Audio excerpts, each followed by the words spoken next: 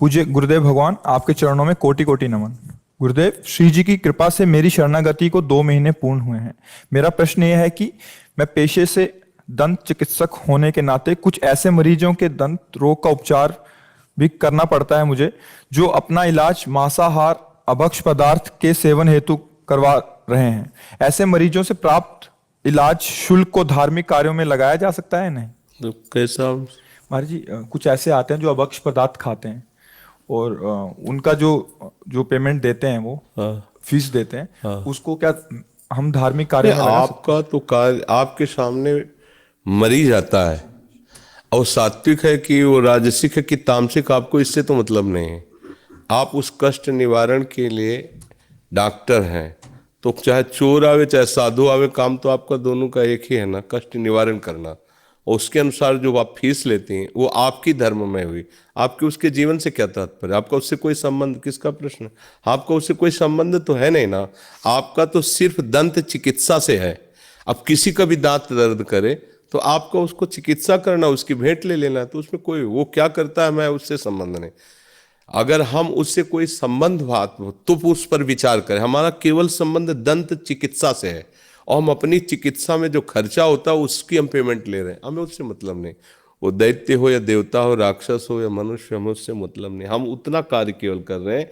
वो क्या कर रहा है हम उसके पैसे नहीं ले रहे, हम क्या कर रहे हैं हम उसके ले रहे हैं। कोई दान नहीं ले रहे हैं, कोई उससे भेंट नहीं ले रहे हैं, अपनी मेहनत का ले रहे हैं। तो आप उसकी दंत चिकित्सा करें। आपके सामने सिर्फ मरीज होता है, न वो ब्राह्मण, न क्षत्रिय, न वैश्य, न शूद्र, न असुर स्वभाव वाला, न देव स्वभाव वाला।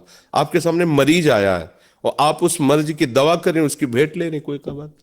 अब वो आपका चाहे धर्म में लगाइए, अपने प्रयोग में कीजिए, वो आपका विषय है। अब अगर कोई ऐसा केस होता कि आपके ऐसा करने से वो पापाचरण और करेगा, फिर उस पर विचार होता कि ऐसे वो पुष्ट होगा तो फिर ऐसा पापाचरण करेगा, ऐसा करेगा। अगर वो पुष्ट ना हो तो पापाचरण नहीं करेगा, उस पर विचार किया जा सकता था।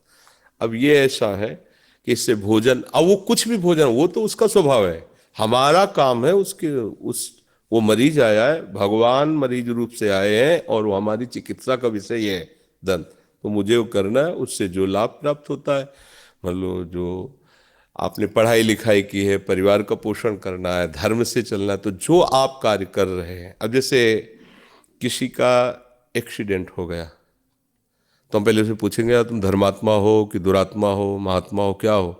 पहली बात है इस समय तुम्हारी सेवा करना हमारा कर्तव्य है। उठाए उसको अस्पताल ले जाए, उसकी दवा कराए।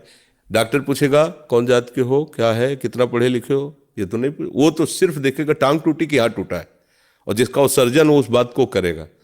ये सब बातें व्यवहार में संबंध बनाने के लिए है, लेकिन सेवा करने के लिए नहीं है। अगर घोर पापी भी तड़प रहा है, हमको उसकी जरूरत है उसकी सेवा की, तो हम कर देंगे। उस समय हम उसे पापी नहीं देखेंगे, उस समय हमारा सेवा का कार्य भगवान ने दिया इसलिए हम कर देते हैं। हमें नहीं देखना कि पापी मरने दो, नहीं नहीं।